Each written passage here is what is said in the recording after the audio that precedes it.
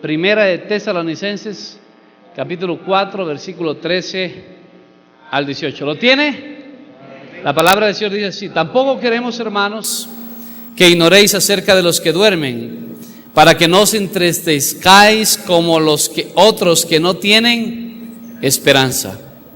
Porque si creemos que Jesús murió y resucitó, así también traerá Dios con Jesús a los que durmieron en él. Por lo cual os decimos esto en palabra del Señor, que nosotros los que vivimos, que habremos quedado hasta la venida del Señor, no procederemos a los que durmieron. Porque el Señor mismo con voz, ¿de qué dice? De mando, con voz de arcángel y con trompeta de Dios, descenderá del cielo. Y los que hayamos quedado, ¿estoy bien? Y los muertos en Cristo resucitarán primero, versículo 17. Luego, nosotros los que vivimos, los que hayamos quedado, seremos arrebatados juntamente con ellos en las nubes, para recibir al Señor en el aire, y así estaremos siempre con el Señor. Por tanto, alentaos los unos a los otros con estas palabras. Muy bien, la semana pasada inicié a hablar acerca de las señales del fin, y ya hablamos acerca de eso. Hemos 2 veces hablado sobre lo mismo, y el día de hoy voy a dar continuidad a esto, que es los eventos del fin. Dentro de los eventos del fin debemos entender de que la gente está con la expectativa el día de hoy. Alguien me dijo, un familiar mío me dijo: Pablito, ¿será bueno que compremos agüita y alimento el 21 de diciembre? ¿Verdad? Porque no sabemos qué va a pasar. Pues si en verdad, ya lo aclaramos la semana pasada, que el 21 de diciembre, ¿qué tiene que ver con la Biblia? Nada, absolutamente nada. Es más, la Biblia habla acerca de que no sabemos el día y la hora cuando Cristo venga. Y a partir de que el momento en que Cristo venga, a partir de ese momento nosotros sabremos los tiempos, pero no las fechas. Es decir, que hay eventos que se van a producir literalmente conforme lo dice la palabra del Señor, pero que no sabemos cuándo van a ocurrir, solamente sabemos el inicio. Así que esta mañana yo quiero hablarte acerca no de eventos finales, sino del principio del fin. ¿De qué te voy a hablar? Sí, porque aunque la Biblia es acerca del fin, debemos entender que todo tiene su principio. Y ahí está el versículo, los versículos que hemos leído el día de hoy, desde el versículo 13. Lo primero que va a ocurrir para que el principio del fin comience, ¿sabe cuál es? Se llama rapto o ¿qué? Arrebatamiento. Algunos le llaman traslado de la iglesia, como usted quiera llamarlo. El rapto o el arrebatamiento de la iglesia es simplemente la esperanza que tenemos los cristianos de que Cristo venga y nos rescate de este mundo en el que estamos viviendo. Definitivamente, ¿no es cierto? Porque así lo dice el apóstol Pablo en Tito, versículo 7, que dice que nosotros definitivamente tenemos una esperanza, y es de que Cristo venga. Dicen que ven, Señor Jesús. Cuando venga Cristo, sabe que ya no vamos a tener enfermedades, ya no vamos a tener dolencias, no va a haber calor ni frío, ya no se nos va a ir la luz, porque Él mismo, ¿verdad?, va a ser la luz. Por lo tanto, yo quiero que Cristo venga. Si usted me pregunta, yo quiero que Cristo venga ya. No sé si usted lo está queriendo o no. Quinta cosa importante: el arrebatamiento o el rapto de la iglesia va a ocurrir en un momento, y cuando la iglesia suba, Cristo va a juzgar a su iglesia. Escúcheme esto, por favor. 2 Corintios capítulo 5. Dije que le voy a enseñar más que predicar. Versículo 10. Porque es necesario que todos nosotros comparezcamos ante el tribunal de Cristo. No hay una sola persona en esta tierra que no se vaya a presentar frente a Dios. Escúcheme esto, hermano. 1 Corintios capítulo 3. Abra su Biblia, 1 Corintios capítulo 3, porque es importante esto. Versículo 11. ¿Ya lo tiene? Hermano, para aprovechar el tiempo, y como no tenemos mucho tiempo, yo necesito que usted vaya tomando apunte de los versículos que yo voy a decir y yo los voy a leer por asunto tiempo, ¿ok? Muy bien, 1 Corintios capítulo 3, versículo 11 al 15. Porque nadie puede poner otro fundamento que el que está puesto, el cual es Jesucristo. Y si sobre este fundamento alguno edificare oro, plata, piedras preciosas, madera, heno, hojarasca, la obra de cada uno se hará, ¿qué dice? Manifiesta, porque el día la declarará, pues por el fuego será revelada, y la obra de cada uno, cual sea el fuego, la probará. Escuche bien esto, hermano. Todas las personas vamos a tener que ser juzgadas por el Señor. Nada más que las personas que fueron en el rapto con Jesucristo no van a ser juzgadas para ser salvos o ser condenados. Las personas que se fueron en el rapto de arrebatamiento ya son salvos. Lo que sí, la obra de cada uno va a ser probada. Escúcheme, hermano, hay cosas que nosotros hacemos y que no las hacemos como deberíamos. ¿Y por qué no lo hacemos como deberíamos? Porque a veces nuestra intención no está bien. Le hago una pregunta: ¿por qué hace usted lo que hace? Los que servimos a Dios, ¿por qué servimos a Dios? Hay gente que dice: pastor, yo quiero cantar para Dios, yo quiero ser parte de la alabanza, aleluya, quiero servir al Señor. Pero ¿por qué quiere ser parte de la alabanza? Pastor, es que me gusta tocar, por eso quiere servir a la alabanza. Pastor, yo quisiera ser un predicador, un pastor. ¿Por qué quiere ser pastor o predicador? Pastor, es que me gustaría, no sé, que la gente me viera y no sé qué. ¿Cuál es la intención de tu corazón? Los que servimos a Dios, como nosotros los pastores, en ese día se nos va a probar aún la intención del corazón. ¿Qué va a pasar con el fuego? Se va a quemar. Mira, mi querido hermano, es cierto que los que servimos a Dios vamos a ser juzgados más fuertemente. Y la Biblia dice: si alguno quiere ser maestro, gloria a Dios, pero debe saber que el maestro aún va a ser juzgado. ¿De qué forma? Más fuerte. ¿Por qué? Porque sabemos un poco más. Y aquí quiero decirte algo: si tú enseñas Biblia, en donde quiera que sea pastor, líder, ayudante, anfitrión, debemos entender que enseñamos, estamos, ¿sabes qué? En un lugar de honra para Dios, pero también estamos en un lugar más peligroso. Es que hay gente que piensa que ser pastor o enseñar es facilísimo. Mi querido hermano,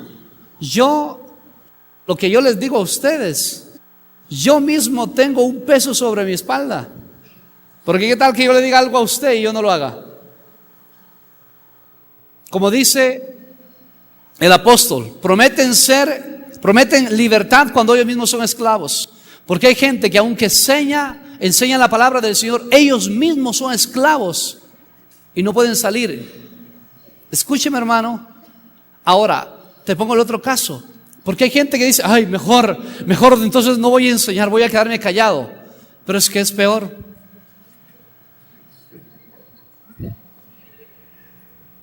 En esto, dijo el apóstol Pablo, estoy puesto en estrecho. Porque si sirvo a Dios de buena gana, recompensa tengo. Pero ¿qué tal servir a Dios de mala gana? Jeremías 48, Dios dice: ay de aquel que hace la obra de Dios indolentemente. Ay de aquel. Y no solo dice ay, si lees con detenimiento dice: maldito aquel que hiciere la obra de Dios indolentemente. Es más, si tú eres salvo, ¿para qué son las obras? Las obras simplemente servirán ¿de qué? De recompensa. Algunas personas van a ser salvas, pero así quemándose, ¿verdad? Mi querido hermano, te hago una pregunta. ¿Qué estás haciendo con lo que Dios te ha entregado a ti? Pastor, ¿qué me ha entregado? Algunos de ustedes tienen dones, tienen talentos, tienes cosas que sencillamente, quiero decirte algo, que nadie más las tiene y que son parte del cuerpo de Cristo. Y el momento en que tú te quedas callado, el momento en que tú no aprovechas lo que Dios te ha entregado, entonces vas a tener un problema delante de Dios. Porque llegarás delante de Dios y Dios te va a decir: ¿qué hiciste con lo que yo te entregué? ¿Recuerda usted la parábola de los talentos? Al que le dio 5, ¿qué le dijo? ¿Qué hiciste con los 5? Al que le dio 2, ¿qué hiciste con los 2? Al que le dio 1, lo enterré. Tuve miedo. Tú eres hombre que tomas de no sembraste. Mi querido hermano, quiero decirte algo. En el cielo se nos va a juzgar por lo que hemos hecho, pero la recompensa va a venir exactamente por lo que has hecho en la obra de Dios. ¿Cuál es tu parte en la obra de Dios, mi querido hermano? A los que tienen llamado de Dios, imagínense lo que nos va a pasar. Cristo nos va a juzgar. Viene el arrebatamiento, ¿y qué viene ahí mismo? El juicio del creyente. Los creyentes vamos a hacer ¿qué? Y el momento en que se quite lo que se lo detenga, entonces se va a manifestar. El anticristo pudo haber nacido hace rato. Pudo haber nacido. De hecho, yo personalmente creo que tiene que haber nacido ya hace unos 30 años atrás, por lo menos. Personalmente creo. No te puedo decir, esto es doctrina, no. Lo que creo es que si Cristo viene, el momento en que Cristo venga, el anticristo tiene que aparecer. Porque hay dos cosas en esta tierra que detienen el poder del anticristo. ¿Sabes cuáles son esas dos cosas? Primero, la iglesia. La iglesia somos la sal y la luz del mundo. Y es la iglesia, la predicación del evangelio que se hace a través de la iglesia, que no hace que el anticristo se manifieste con todo. Ahora imagínate, si ese espíritu está el día de hoy, imagínese cuando no tenga que lo detenga, ¿qué va a pasar? Y la segunda cosa que lo detiene el anticristo y su manifestación, ¿sabes qué se llama? El Espíritu Santo de Dios. Escúchame lo que te digo. Te explico esto. Esto es un asunto un poco teológico y a veces es difícil de explicar. Antes de que Cristo venga, ¿verdad? El ministerio del Espíritu Santo no era como el día de hoy. Cuando Cristo viene y nace a través de la Virgen María y predica, muere, resucita, Él dijo: yo voy a enviar otro consolador, el Espíritu Santo. Cuando en Hechos capítulo 2 el Espíritu Santo viene sobre los apóstoles y lenguas de fuego asoman sobre ellos, hablan en otras lenguas, toda esa historia, a partir de ahí se inicia la dispensación de la gracia. Y durante esa dispensación o durante ese lapso de tiempo, el Espíritu Santo hace lo que Cristo dijo. El Espíritu Santo dice: yo os enviaré el Consolador. ¿Para qué? Para que los consuele. Pero también el Espíritu Santo, Él convencerá al mundo de justicia, de juicio y de pecado. Es decir, que usted está aquí sentado este día, no porque lo invitaron y no digo: oh, tengo que irme a la iglesia. Fue el Espíritu Santo, Dios lo trajo. Porque le aseguro que ni usted ni yo estuviéramos aquí por ello. Si usted me dice: hubiera venido solito, mentira. Si usted me hubiera querido traer a mí sin el Espíritu Santo a predicar, yo no hubiera venido. Entonces, ¿qué hace el Espíritu Santo? Cuando usted está escuchando el mensaje de la palabra de Dios y escucha de que Cristo viene, escucha que hay que arrepentirse, ¿y quién le hace entrar en razón? No es el predicador, no es el hermano, ¿es quién? Espíritu Santo, que le dice: tiene razón, ese tipo, ese churón que está hablando ahí, tiene razón. Tiene que ser obra ¿de quién? Del Espíritu Santo de Dios. ¿Quién te convence? No es el predicador. Ahora imagínese cuando el Espíritu Santo de Dios sea quitado de esta tierra. Entonces, si la iglesia se va de esta tierra, Efesios capítulo 3 versículo 10 dice que la iglesia da a conocer a los principados y a las potestades de la multiforme sabiduría de Dios. ¿Es la iglesia quien da a conocer a Satanás? La sabiduría de Dios en esta tierra. Escuche. Y es el Espíritu Santo el que no hace que este mundo también se vaya aún peor. ¿Cuántos piensan que el mundo está peor que hace 50 años? ¿Sí o no? Tenemos más tecnología, pero estamos peor. Y déjame decirte, cuando venga el rapto y el arrebatamiento, ¿qué va a pasar? El Espíritu Santo, no es que el Espíritu Santo no va a estar en esta tierra, va a estar en esta tierra. Lo que va a hacer es que el ministerio del Espíritu es diferente. El día de hoy, el Espíritu Santo trabaja con todos nosotros. En aquel día se volverá a lo mismo que ocurrió en el Antiguo Testamento. Qué tremendo esto, ¿no? El ministerio del Espíritu Santo será diferente. Lo segundo, ¿cuándo inicia la tribulación? Inicia cuando aparece el anticristo. Primera de Tesalonicenses mismo, ahí donde te dije ahora, versículo 3 hasta el 10. Dice que el hijo de perdición, él aparecerá, que apostatarán algunos la fe, o sea, se irán separando del Señor, ¿verdad? Y diciendo doctrinas y cosas mundiales. El anticristo no se puede aparecer hasta que se vaya a la iglesia. Si usted escucha por ahí decir a alguien, ese es el anticristo, yo digo, téngale cuidado de esa doctrina. Hay gente que dice que cierto hombre religioso puede ser anticristo, téngale cuidado. Escúcheme. ¿Por qué? Porque voy a darle algunas características del anticristo. El anticristo debe ser un gobernante mundial. Entonces, eso tiene que irse forjando. El mundo está preparado para ello. Yo le dije la semana pasada, Kofi Annan, el anterior secretario de las Naciones Unidas, dijo: necesitamos un hombre que nos ayude en el momento que está pasando el mundo. Mire la crisis que está existiendo en todo el mundo, ¿verdad? En todo aspecto, económica, política, eso es global, eso es mundial. Y dijo, y estamos listos a que nos venga a gobernar un hombre a todo el mundo. Y no importa si lo envía Dios o lo envía el diablo, de todas formas lo aceptaremos. El secretario de las Naciones Unidas lo dijo, el mundo está listo para que este gobernante mundial entre. Lo segundo, ¿quién será el anticristo? Según Tesalonicenses 2:3, será un hombre inicuo y un hombre de pecado. Quiero declararlo esto, es un hombre, no es un espíritu el anticristo, es un hombre. Que el espíritu de Satanás va a vivir sobre él es diferente, pero es un hombre y en sí mismo es un hombre de pecado. Esencia de él es el pecado, la iniquidad. Tercero, tendrá tanto poder que pondrá una imagen de sí mismo y va a exigir adoración. Ahí están saliendo los versículos, ¿verdad?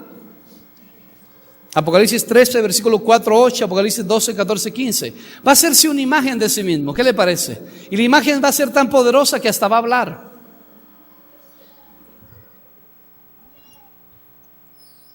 Hoy día la gente se asusta cuando una imagen llora. Pero esa imagen va a hablar y no va a ser fraude, que es otra cosa.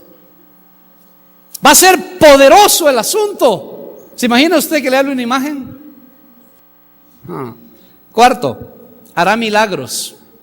Apocalipsis 16, verso 13 y 14 dice que de su boca salieron 3 espíritus y que hacen milagros. La gente va a estar, wow, pero ¿cómo puede ser ese el anticristo? Si hace milagros, hace señales, hace prodigios. Tranquilos, que el diablo hace milagros. Apocalipsis, 2 Corintios 11, 14 dice que Satanás se disfraza de ángel de luz. ¿Te acuerdas tú lo que hizo los magos en Egipto con Moisés? Los mismos milagros de Moisés. ¿Va a salir? Tiene que ser judío. No me atrevo a dar la tribu posibilidades. Les digo las 2 posibilidades. Se las digo. Puede ser Dan, por la profecía que le dio Jacob, como serpiente mordirá. Puede leerlo en Génesis. O puede ser de la misma tribu de Judá, porque la gente está esperando un rey, un Mesías. ¿Y de dónde tiene que venir? Para ellos de Judá. Entonces puede ser Dan o puede ser Judá realmente. Son las 2 opciones. En Apocalipsis tenemos que saber los hechos y a veces hay opciones que hay que tomar, pero eso es menos relevante que otra cosa. Lo que tenemos que saber es que es judío, para que lo acepten. Dice, del Dios de sus padres no hará caso. Y lo segundo, ni del amor de las... ¿Qué le habla de eso? El día de hoy, escúcheme hermano, no me voy a ir a otros países, voy a hablar de mi país. ¿Cuántos saben que en el país hemos estado en una lucha judicial? 2 mujeres tratando de asentar un niño. No sé cómo estará eso, ya me perdí yo de las noticias. ¿Cuántos sabían que hay un proyecto de ley que a lo mejor antes de que se acabe este periodo ya se resuelve? En donde consta que la persona puede ahora, por su propia voluntad, poder cambiar su apellido. No tanto cambiar su apellido, sino más bien a decidir si es el apellido materno o el paterno. Bueno, no hay problema. En otros países, en Estados Unidos, por ejemplo, la mujer pierde totalmente el apellido. Esa es la verdad. Eso no es mucho problema. Pero ¿sabe qué? De esto que está sucediendo en nuestro país me admiró. Es que le quieren quitar la palabra en su cédula de identidad, dice sexo, masculino, femenino. Le quieren quitar la palabra sexo y le quieren poner la palabra género. Y no solo eso, sino que usted pueda escoger de qué género es. Es decir, que usted puede decir, aunque sea un hombre, dice, no, yo soy, bueno, hasta ahí. Porque después meditan y me sacan, ¿verdad? Es decir, que un hombre pueda decir, yo soy de sexo femenino. ¿Cómo un hombre dice que es de sexo femenino? Es decir, que puede elegir de qué sexo es, por favor. Ni que fuera hermafrodita. Y mire lo que estoy hablando de nuestro país. No me estoy yendo a otros lugares. Donde esto, y le aseguro que esto va a salir aprobado. Y para casarse legalmente tiene que ser género masculino y género femenino. ¿Qué van a hacer? Van a llegar al registro civil. Me quiero cambiar de sexo. Por favor, póngame género femenino. Y Juan Pérez se va a casar con Roberto Orellana. Y si ya son reconocidos su matrimonio, ¿qué va a pasar? ¿Van a poder adoptar un niño? Le voy a decir algo, iglesia. Aunque a la iglesia no le guste, aunque la Biblia esté en contra, porque dice Romanos capítulo 1, desde el versículo 20 en adelante, la homosexualidad no es que la gente nace así.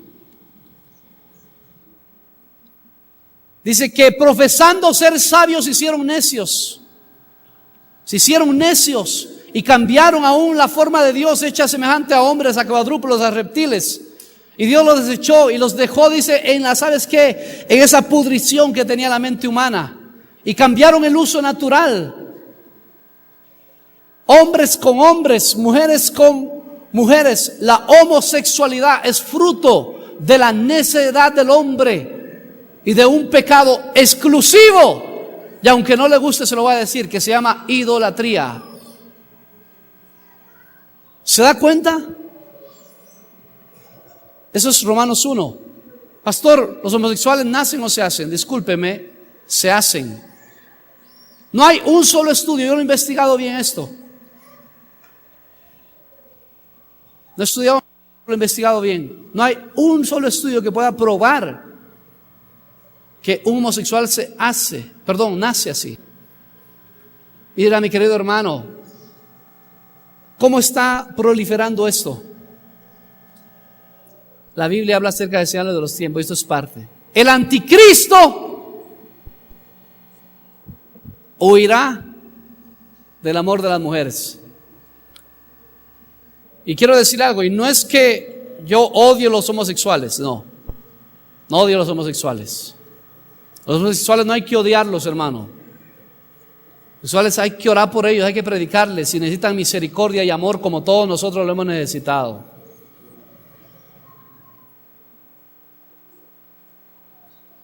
Y si alguien me va a ver por pantalla, o alguien que esté aquí, que tenga una desviación en este aspecto, quiero decirte que Cristo tiene el poder para sacar a una persona de esta vida que no le agrada al Señor. Cristo te quiere libertar de eso en el nombre de Jesús. Amén. Un aplauso al Señor por ello.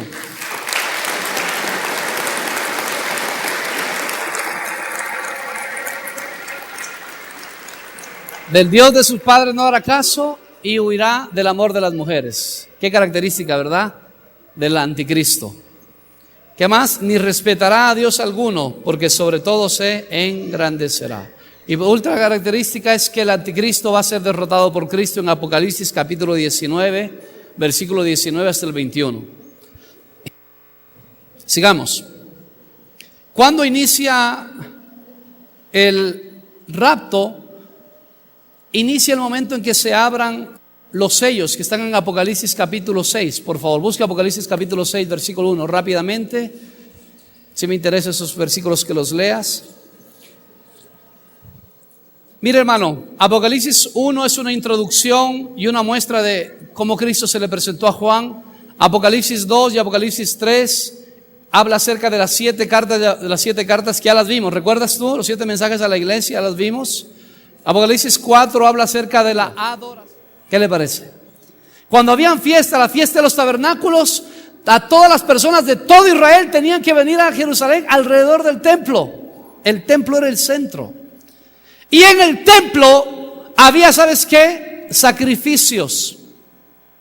Los judíos tienen 2 clases de animales: animales inmundos y animales puros, ¿verdad? Los animales inmundos no los topaban ni los tocaban, menos los sacrificaban. Solo se sacrificaba, ¿qué? Los puros, pero no todos.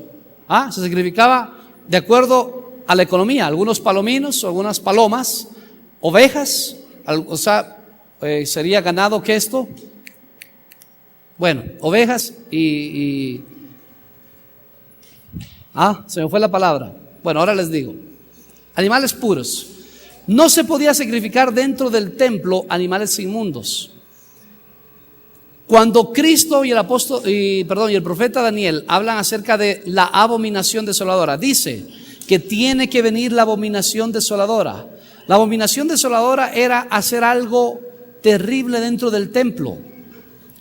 Cristo dijo en Mateo 24:15, el que tiene oídos entienda, dijo: aquí hay sabiduría, porque la abominación desoladora está puesta donde no debería. ¿Por qué? Porque Daniel lo dijo cuando habló sobre el final de los tiempos. Sin embargo, ellos tomaron como abominación desoladora un día donde un rey llamado Antíoco IV entró al templo cuando conquistó a Jerusalén e hizo un sacrificio en el templo de cerdos. Algunos dicen que sacrificó cerdos y perros.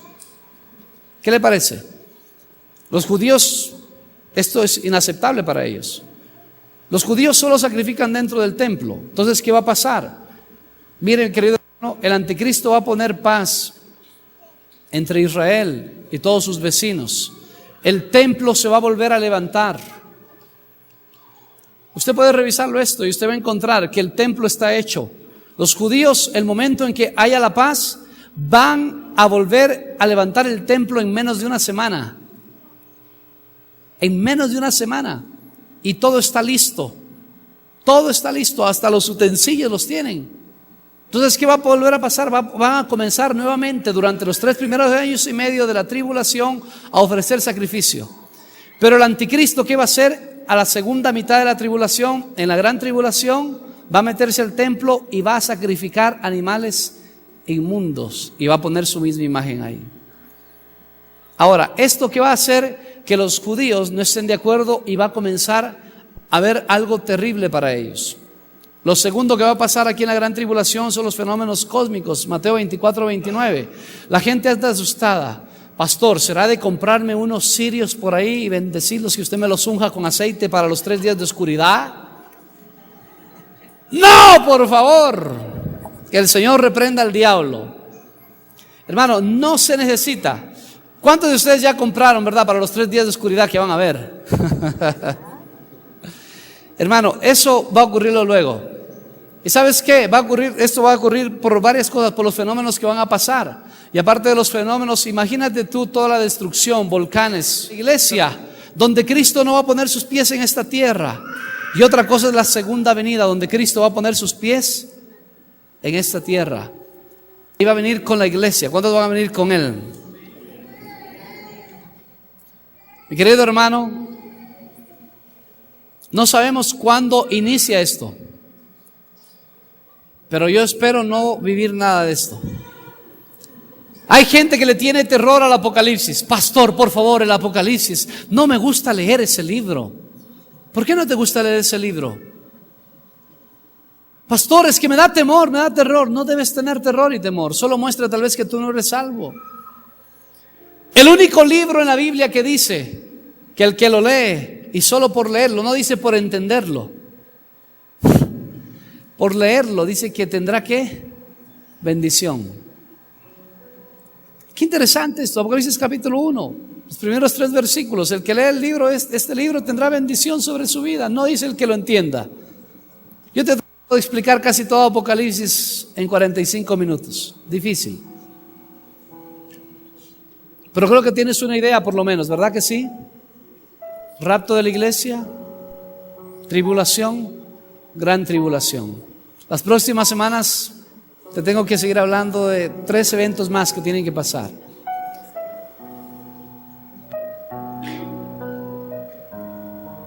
La iglesia tiene que entender algo. La iglesia necesita estar segura de 3 cosas para cuando Cristo venga. Primero, haz esta pregunta, por favor. ¿Te has arrepentido en verdad de tus pecados? Te hago la pregunta porque no quiero que te quedes.